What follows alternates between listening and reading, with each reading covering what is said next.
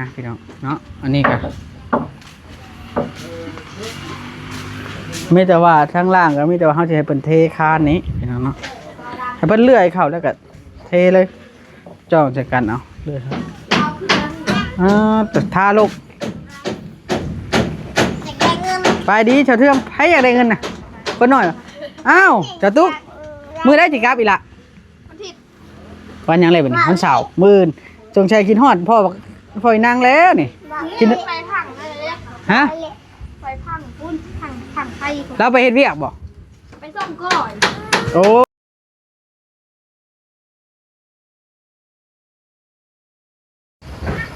สบายดีพี่น้องสบายดีเด้อพี่น้องเบิดสุภูสุคนเบิดสุหม่องสุบอนข่าวแล้วบ่มื้อนี้เบาลีก็อยู่เพื่อนชาเทืองอีกครั้งเก่าพี่น้องเป็นคลิปแรกของมื้อนี้ก็ว่าได้เนาะมื้อนี้นี่พี่น้องเบาลีสิตั้งใจถ่ายคลิปเด้อพี่น้องเนาะมันชั่นลายเบาลีถ่ายนะเบาลีเบิ่งเองก็ยังวินหัวเองนะบางเทื่อก็ได้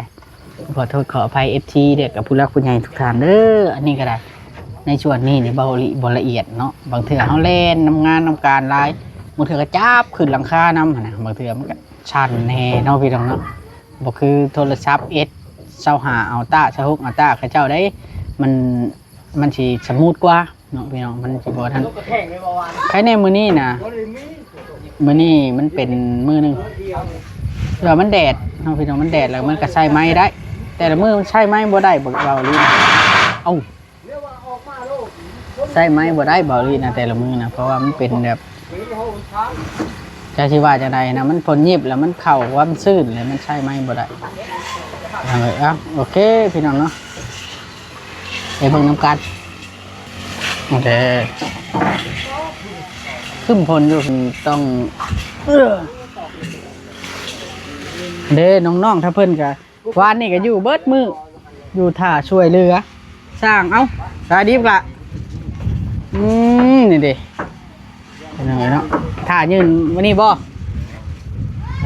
เอาให้น้องๆเพิ่นเฮ็ดเวียกก่อนเด้อจังหน่อยพี่น้องเนาะแล้วจังสิสัมภาษณ์พิเศษน้องหนึ่งเพิ่น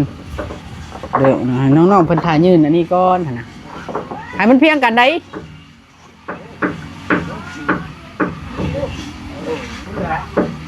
ให้เพียงกันเด้อเบิ่งบาด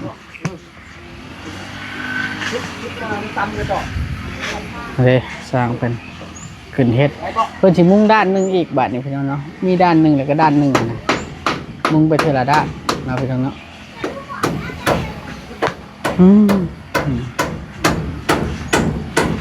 เลยบอลนี่จะบันไดขึ้นเด้อพี่น้องเนาะ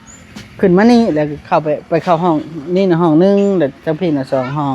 จังพูดเราเป็นวางนั่งเล่นหรือว่าระเบียงกว่าอะไรทั้งนี้กับระเบียงคือกันนะบอลนี่หรือบอลย่างไปหันไปนี่หรือว่าเฮา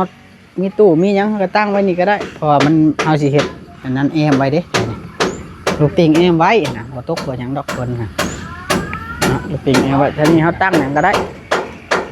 ทางขึ้นทางนี้เขาตั้งมาไว้เครื่องไว้ของก็ได้นะพี่น้อง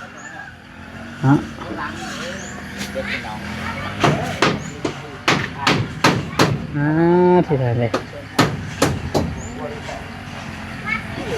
ช่างเฮ็ดเต็มที่มันนี่ไหนแล้วบ่ช่างต้อมันนี่อ่ะ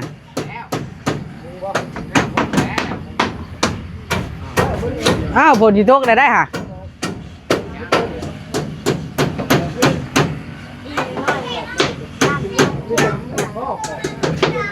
นี่เด้ถ่ายยืนได้ล่ะเด้อแล้วไอ้สิสัมภาษณ์เจ้าขอบทางไปซื้อเลยเด้อฮะขอบทางไปซื้อโลกบ่พอใช่บ่เอารถใหญ่มาแล้วบ่รถใหญ่ก็ไปถือเอาเฮาเอาเรือบ่พอจังแม่นแล้วก็แล่นให้ไปถือชื่อเอาไผสิไปน้ำข่อยก็ไปข่อยสิให้กินดอกอันน้ำลึกตะซอยน่ะฮะเพิ่นอยากไปแล้วบ่ฮะก็ว่าพื้นเล็กตะซอยข่อยถือมาหน่อยต่อเถื่อมันบ่พอเลย 2-3 เม็ดเนาะเฮาก็ถือฮะกันมันบ่พอ6 เม็ดเนาะก็ตัดทอดละ3 เม็ด2 เม็ดถือมานะพี่น้องบอกหลีว่ามันบ่ขาวก็บ่ขาวบอกหลีว่านะจริงๆเนี่ยมันบ่ขาวได้จังไดน่ะมันขาวอยู่มันแห้งอ่ะนี่เพราะบ่อย่างนี้เอาคนขึ้นหลังคามันเล็กน้อยสินะอันนี้เนี่ยพี่น้องนี่เห็นบ่นี่เฮา ายิบตะปูไว้พร้อมแล้วเขาจังซี่กลางกลางล็อกตะปูพร้อมนะซี่พร้อมนะแปลว่าทั้งตีตะปูทั้งนั้นรถเบาลี่กับจะเป็นยังเดี๋ยวนี้อันนี้คือผลงานของเด็กน้อย ชุมลูกสาวเทืองเอาให้เพิ่นสว่านขึ้นแล้วก็เอาบล็อกมาห่อไว้เพราะว่ามันไหลออกนะพี่น้องเนาะอันนี้ก็ไม่แต่ว่าทั้งล่างก็ไม่แต่ว่าเขาจะให้เพิ่นเทคานนี้พี่น้องเนาะให้เพิ่นเลื่อยเข้าแล้วก็เทเลยจ้องจากกันเอาเลื่อยเข้าแต่ทาลูกไปดีชาวเทืองให้อยากได้เงินนะคนหน่อยอ้าวเจ้าตุ๊กมือได้จิกลับอีกละวันยังเลยเป็นวันเสาร์มื่นจงชัยกินฮอดพ่อบอกพ่อนั่งแล้วนี่กิน ไฟพังอะไรเนี่ย ฮะ ไฟพังปุ้นพังไฟ เราไปเฮ็ดเวียกบ่ ไปซ่อมก่อน โอ้แล้วก็แต่พ่อเพิ่นมายามเอื้อยแล้วอยากได้เงินบ่ 4 มื้อหามื้ออื่น นี่ละเวลาตัวเงาตัวก็มานั่งเล่นน้ำเอื้อยเทื่องไปนี่แหละก็ดีเด็กน้อยถ้าอายุเท่าไรแล้วตัวน่ะนะ16แล้วนี่ไอเห็นตัวเต้ทำนี่เฮลีเนาะเด็กน้อยๆทำนี่แหละมอมิกนะทำนี่มอมิกนะ โมมิกสิมาให้ได้ มือไหนล่ะ บิ๊กเทิม ดีมาเล่นมาหัวแล้วก็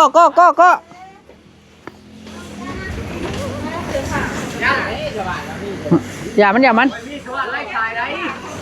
ม่ใช่ชายได้ผมค่อยนะมันที่ได้บ่อยเบียงแต่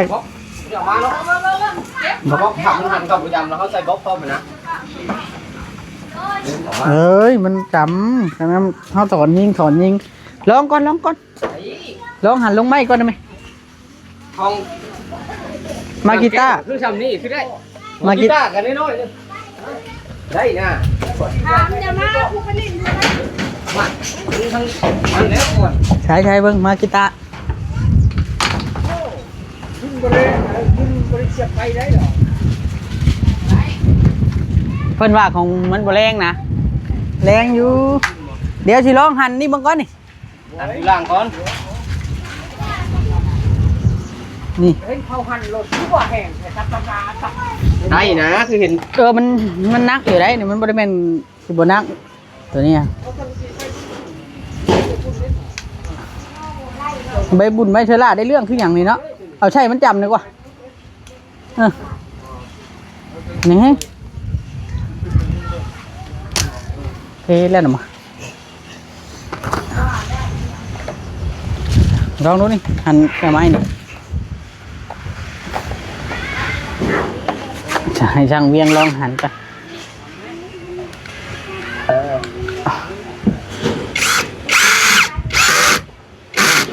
ก็ได้อยู่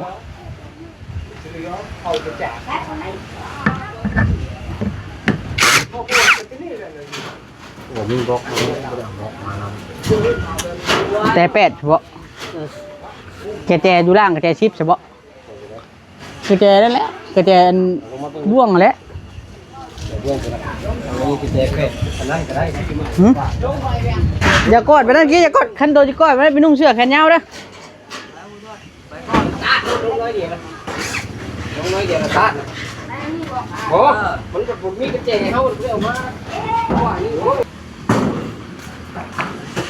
นุ่งกระแจกันถือบ่ล่ะ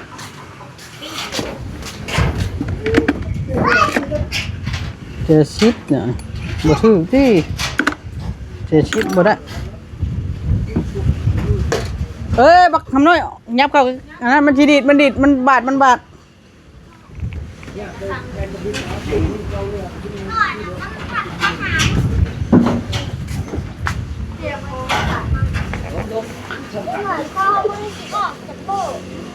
อนไหมเอาไว้ยกขึ้นหรอกอีกอย่างวะไงมันจะยุ่งกับมันไงมาเนี่ย ปลาลิงปลา เดี๋ยวจุ๊บอันนี้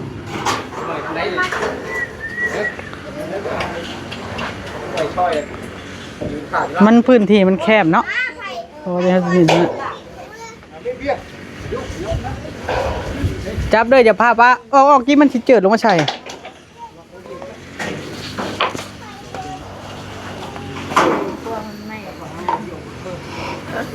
ผู้ชายนี่พี่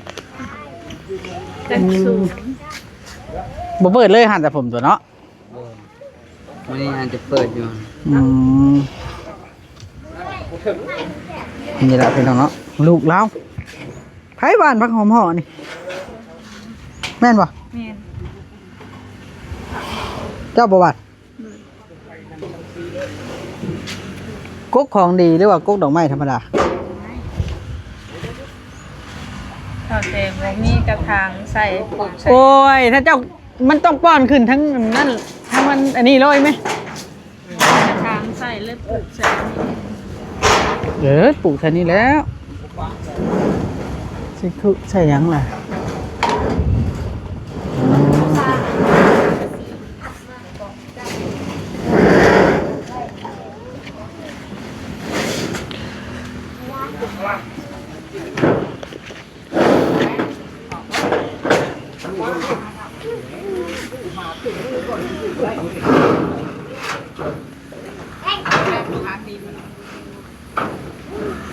ไอ้แดงดัง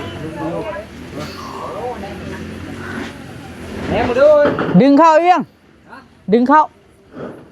โพดน้อยหนึ่งเข้าน้อยหนึ่งโอเคยิง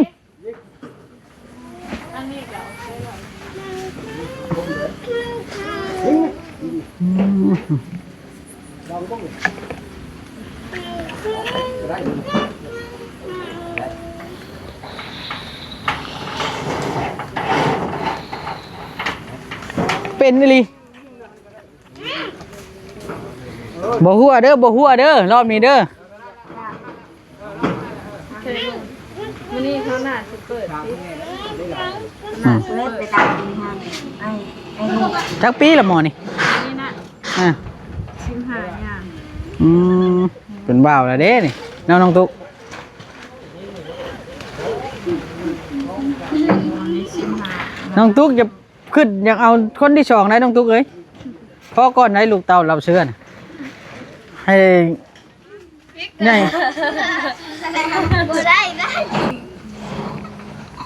เดี๋ยวขึ้นจากได้คนที่สองเด้อพอก่อนให้คนน้อยใหญ่ก่อนเนาะล่ะให้หลานน้อยใหญ่ก่อนอุ้ยอย่าให้เด้อเจ้าว่าหญ้าเพิ่นกินหอดแล้วบ่จักปานนั่นให้กินหอดหญ้าบ่จัก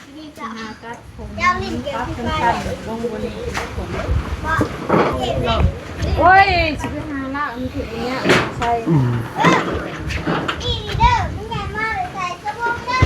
แล้วนี่สิบ่น่ะบ่มีอันนี้น่ะบ่น่าจะพอพี่น้องอันนี้นะเพราะว่าคาดพิษว่าบ่ได้ลบ2หม่องแล้วเพิ่นลบนะเบิ่งมันบ่พอจักอันแหละครับเจ้านะ1 2 3มันยังเหลืออยู่เบิก1เมตร12เมตร12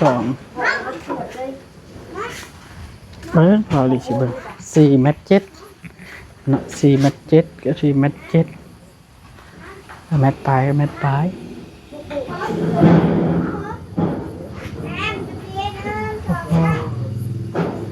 โอ้บ่พอกันละหน่อยนี่แหละเหลือเมตร1 2เมตรนี่แหละคันบ่พอก็เหลือบาง2เมตรนี่แหละลุงเอ้ยบาง2เมตรนี่แหละบ่พอนะจักเฮ็ดจังไดเนาะเมตร1 2เมตรนี่แหละ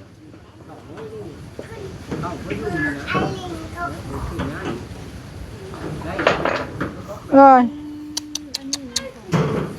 อยากหายเด้ฮะโอ้มีกระแจ8บ่บอกบ่ขึ้นเด้อบักหำนี่นั่นน่ะ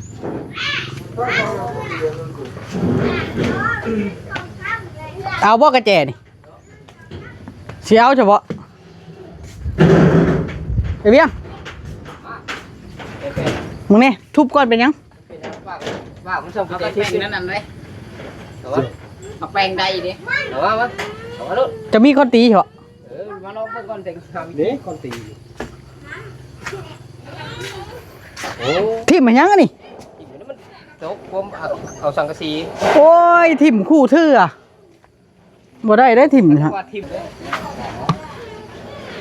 ว่าแปลงใดแปลงโคตรหรอ ถ้าเจ้าจิลบเลยบ่นี่ แปลงมันได้ แล้วตัดระบอนแทกตัดแล้ว อ๋อคือแนวขึ้นมาตัด แทก ก็เรายืนนี่แหละ เนี่ย ลบ เอามาหน่อยแม่จิจับ ให้เพียงแต่เจ้าสิแทกตัดไปได้บ่ต่อตัดไปได้ล่ะ ตัดอยู่เพิ่งก็ได้ โอ้ยมันบาดกันได้นะยืนขึ้นน่ะ เอามา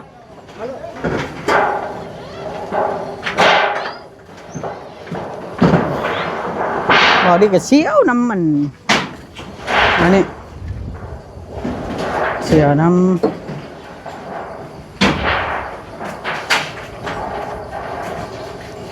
อ้ายฮะเสียงเลยบานไปนั่งช้ำเมื่อยก่อน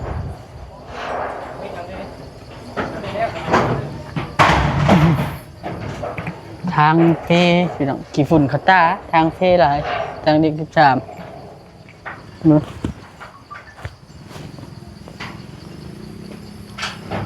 เอาพี่น้องเอ้ยเนาะมื้อนี้ก็ได้มาไปเห็นชาวตุ๊กเรามาลินเทือนชาวเทืองนะคันสิบ่ให้ถ่ายอย่างดีก็บ่เป็นเด้อพี่น้องอย่าไปด่ามาเบาลิได้ว่าทำไมถ่ายน้องเขามีแล้วคนแบบนี้นะเป็นคนจะมาด่ามาเบาลิสิเว้าดักกว่ารถทำไมถึงถ่ายน้องเขามันบ่แม่นพี่น้องเอ้ยเนาะน้องมันมาเล่นเนาะน้องมันมาเล่นน่ะสิให้เฮาเฮ็ดจังได๋ล่ะ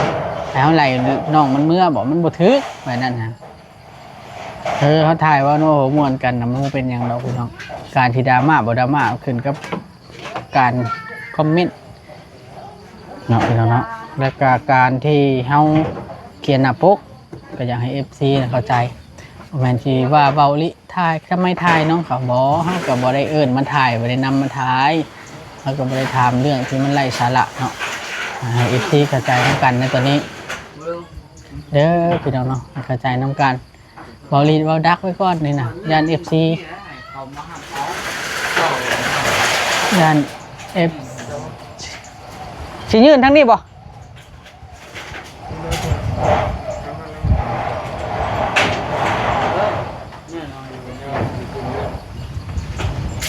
มันยืนขึ้นเหรอ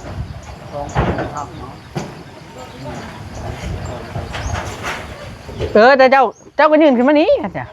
ยืนขึ้นมานี่แล้วก็สอดขึ้นมานี่แล้วก็ยืนขึ้นนั้นได้ติมันต้องใช้กรรมดิเอ้าโอเคพี่น้องเนาะแต่ละที่นี่สิได้ขอตัวก่อนที่เอาหน้ามาล้างตาก่อนที่พุ่นเข้าตาที่ต้มพี่น้อง